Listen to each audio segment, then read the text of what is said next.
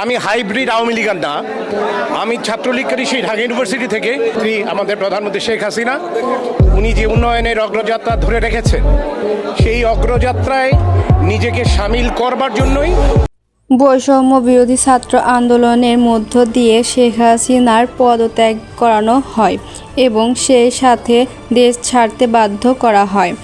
তবে সেই প্রধানমন্ত্রী শেখ হাসিনাকে সুষ্ঠু মর্যাদা দিয়ে দেশে ফিরিয়ে আনার জন্য বর্তমানে দেশে বিভিন্ন জেলায় বিক্ষোভ মিছিল তৈরি হচ্ছে।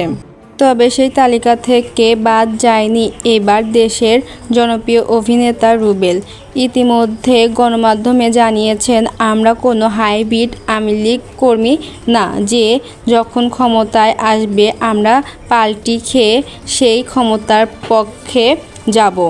এবং তিনি আরও জানান, তিনি বঙ্গবন্ধুর আদর্শে গড়া সৈনিক এবং তিনি আশা রাখেন খুব দ্রুত প্রধানমন্ত্রী শেখ হাসিনা দেশে ফিরবেন। এইদিকে দেশের বিভিন্ন জেলার ছাত্র জনতা জানিয়েছেন, আগের সরকারই ভালো ছিল এবং সমন্বয়কদের সাবধান করে তারা হুঁশিয়ারি করেন।